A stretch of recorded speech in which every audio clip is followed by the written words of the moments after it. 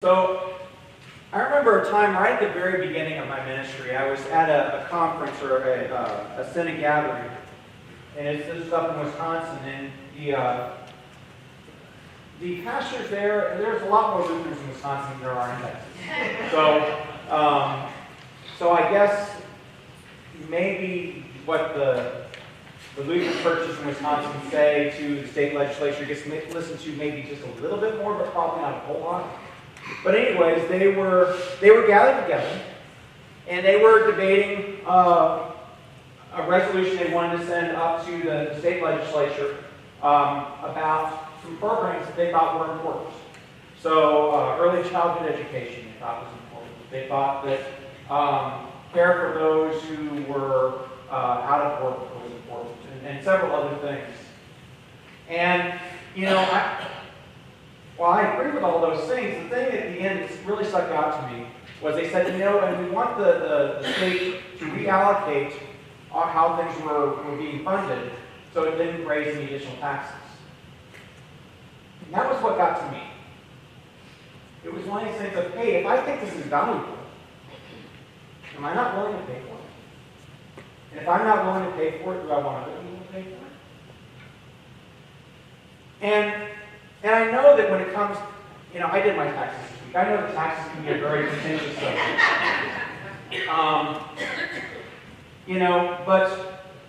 But I think it's a good time to think about, well, what would I give up for the sake of a better world? What would I give up for the sake of a better world? I know that some people believe that government should do the absolute bare minimum, but there's a lot of things that government do that I think are really important. I like good roads. I like good schools. I like having police and fire departments and a safe area to live. I like all of these things. And so I understand that to have these things, I have to pay to have these things. That being said, I know there's going to be differences of opinion on taxation and all kinds of different things. But what I'm getting at is I think a larger issue for us in the United States in particular. And it's that question of what is it that you trust in before everything else? I think that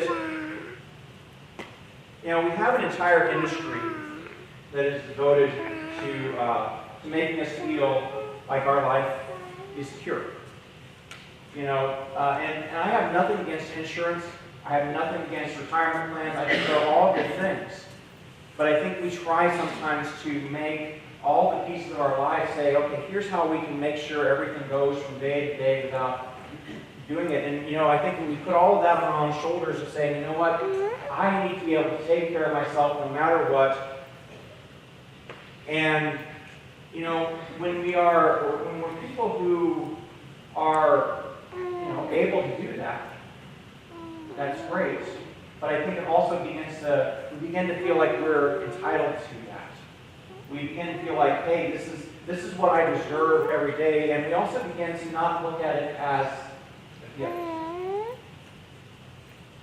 And so I'm going to come back to, what I think is one of the things that Martin Luther captures, and when that's just really, really, it's the one thing I make our confirmants memorize. So when Luther talks about the first commandment, we're to have no other gods. And he explains what that means. He says this: we are to fear, love, and trust God above all things. That's all it is. We're to fear, love, and trust God above all things. I think if we could get that right, everything else will fall into place. But the reality is that we trust lots of other things. We trust in our own ability to provide our daily bread. We trust in our own ability to have a nice house, to make things work. We trust in our own, our own skills, and our own talents, and everything else like that. And we look at them as things that somehow, hey, I've done this, rather than this is a gift from God. And I think that's, when you come into the reading today, and I'm going to take a step back before I get into the reading today, but when we come to the reading today, and it hits us, and I think it should hit us hard. What Jesus says, blessed are you who are poor, and then woe to all the people who, are hungry. woe to all people who are rich or full or popular right now. So let's take a step back. Let's go back to last week. If you remember last week, we were Jesus had gone out into the boats with Simon Peter, and so he's out in the boats, and then he has them cast his nets on the other side, and they pull in the catch, and they can't even get into the boat, so they have to call out another boat, and they fill up both boats with fish to the point where they're sinking. And Peter realizes very quickly, whoever this is who's here in this boat with me is not just. There's something different about him. There's something holy about him. There's something about him that I don't deserve to be in the same place as this individual. And so he says to Jesus what people have often said when they feel like that God is talking to them. Woe is me. Go away from me. I'm a sinful person. I don't deserve to be in this place. I don't deserve to be in the same space with you. I don't deserve whatever you're going to say to me next. Every single prophet, from Isaiah to Jeremiah to Ezekiel to Daniel, all of them have felt that way. Moses felt that way. Abraham felt that way. You can go on and on through the people in the Old Testament and the New that, when they're encountered with this reality of, hey, God is here in this place, I'm not worthy of this. I don't deserve this. And yet Jesus doesn't call Peter because he's worthy or because he's better than everybody else or anything else like that. He calls him because he does. You're here. Come, follow me. And you too, Andrew. And you too, James and John. And eventually, and right before where we come to this passage today where Jesus has come down the mountain, he's called his 12 disciples. And sometimes I think it's helpful to pay attention to certain things. So I want to just both visually and by words pay attention to what happens next. So Jesus has been up, he's appointed disciples, people are coming up, and so Jesus comes down to a level place with them.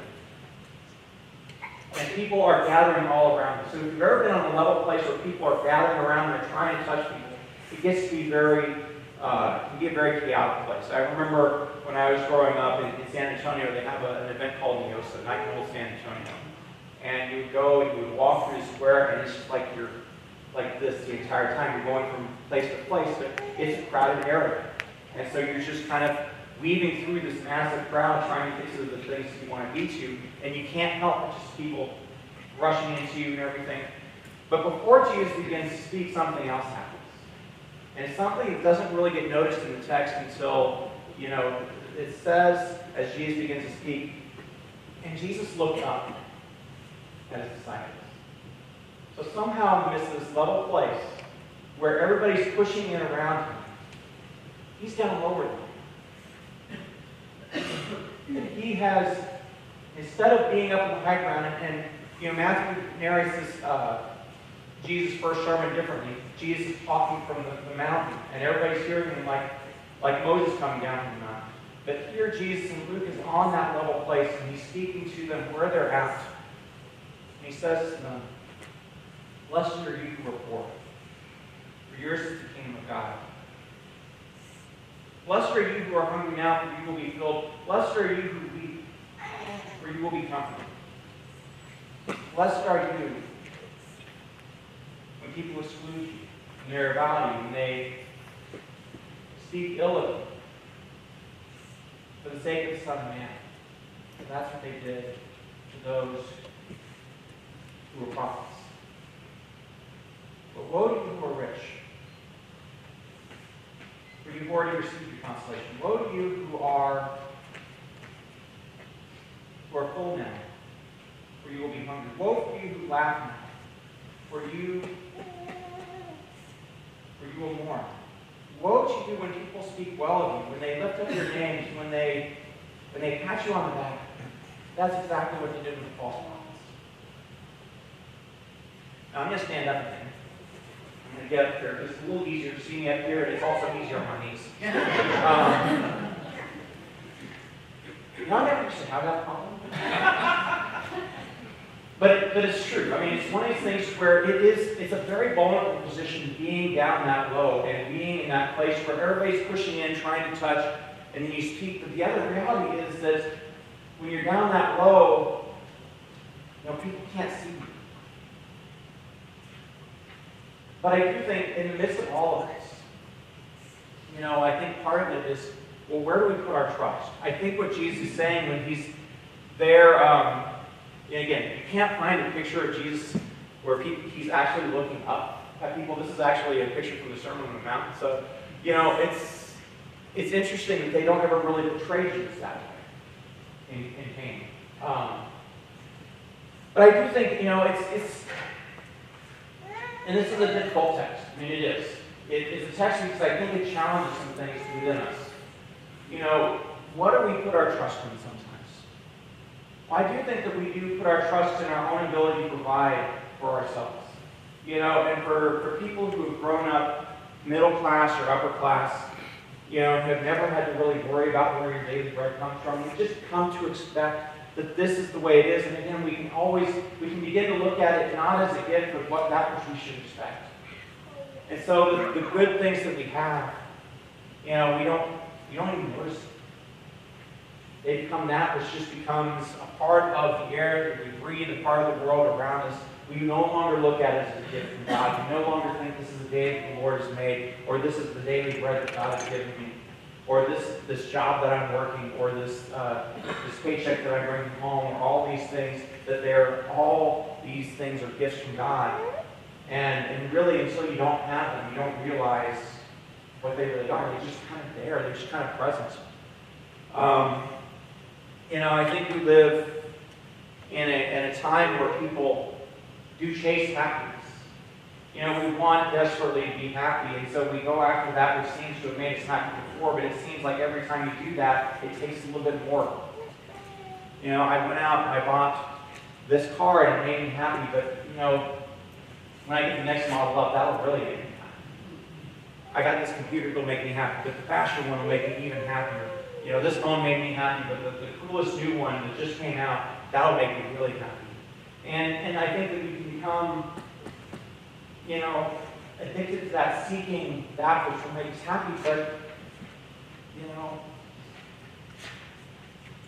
I wonder if we've lost the ability in seeking happiness to find joy. Joy and happiness are related. They're related feelings, but joy is something deeper. You can be joyful even when you're suffering. You can be joyful and be thankful for that which you have, even when you don't have that much. I think sometimes we can lose who we are in that continual search to find that which makes us joyful in that moment, or to try and fill that hole within us sometimes. I think the same thing can happen with popularity. We all want to be the cool kid at times. We all want to be the people that people look to. We all want to be the people who are liked and valued and feel safe and trusted and people love us. We all want to feel that. That is part of the way our minds are created. Our minds, every time we feel loved and connected, our minds release chemicals throughout our whole body that make us feel wonderful. And if you doubt that, look back on the first time you fell in love. And you were skipping down or at least maybe that was just skipping down the sidewalk because everything seemed right in the world because your brain's telling you, well, you're safe, you're loved, you're valued, everything is right in the world.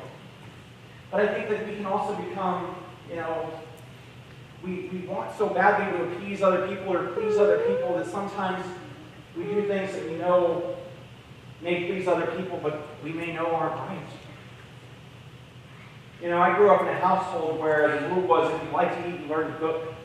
I like to eat. I learned to cook. I think I do it pretty well. Between Carissa and I, nobody in our household goes hungry. And I love a good meal. I do think that's one of the things that I do really enjoy, but I think it's one of these things that sometimes we can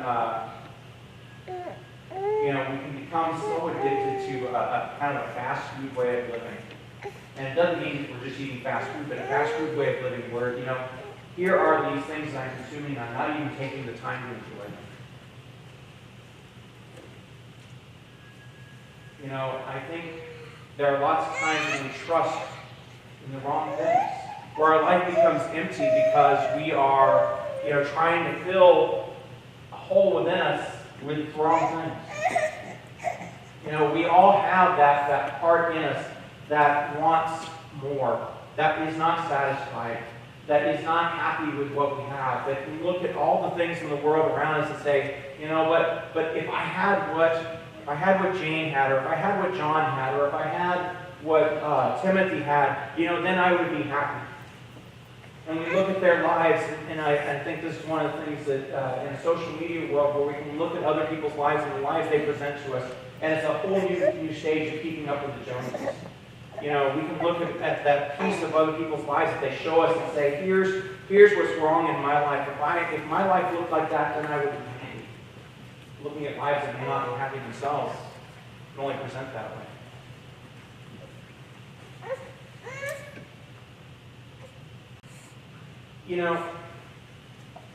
The more I've thought about this text, the more as Jesus comes down and he sits among his disciples and those who are gathered around him, the more I go back to a couple earlier readings that we read, both from Jeremiah and from Psalm 1, and both of them have the same image in them. They have the image of a tree planted by deep waters. Trees need just a few things to live. They need soil, they need to be planted in the right environment, they need water. And so if that water is present, the tree will typically live. If you plant I'm forgetting the name of the tree, but if you plant, for example, if you plant a cypress tree in the middle of the desert, it's not going to live. If you plant a maple tree in the middle of the desert, it will not live.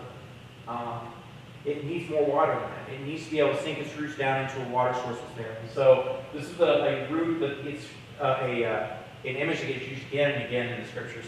So Jeremiah today, blessed are those who trust in the Lord, whose trust is in the Lord. They shall be like a tree planted by water, sending out its roots by the stream. Again, I think that goes back to that fear, love, and trust God above all things. Psalm 1, verse 3. They, the righteous, are like those planted by streams of water, which yield their fruit in its season, and their leaves do not wither. I think we know that money won't make us happy. I think we know that poverty will make us miserable, but money will not make us happy. I think we know that, even if we go out and buy something that makes us happy for the moment, that it's not something that makes us happy for the rest of our lives. I think we can look at those who are popular in society, whether celebrities or singers or athletes, and you can look at the level of mental illness among them and say, fame doesn't necessarily equate to happiness. I think that there is something deeper than that. I do think that, learning how to trust in something beyond ourselves, learning how to be grateful for the daily bread which we receive day after day, and that may be in the form of a paycheck, that may be in the form of food, that may be in the form of the things that we have, but learning somehow to live a life that is a life of gratitude. Be surprised by that which comes to us each and every day. I'm going to use one more little proverb from Martin Luther. This actually comes out of an early work that he was writing, trying to explain his thinking. It's called the Heidelberg Disputation, but the very last of his little theses, and this takes a little bit to sink in. So he says, the love of God does not find, but creates that which is pleasing to it.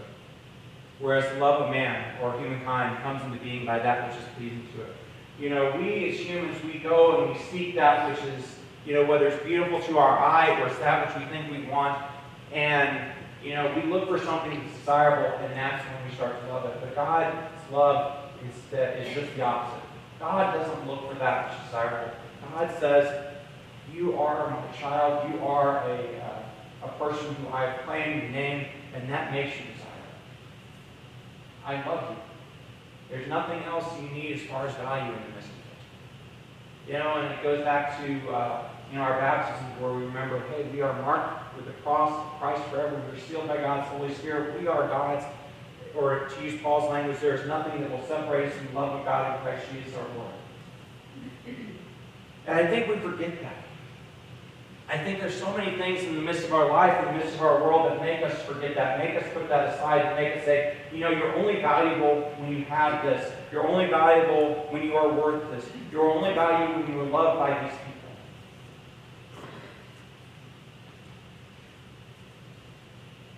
And I think when we begin to trust in those things,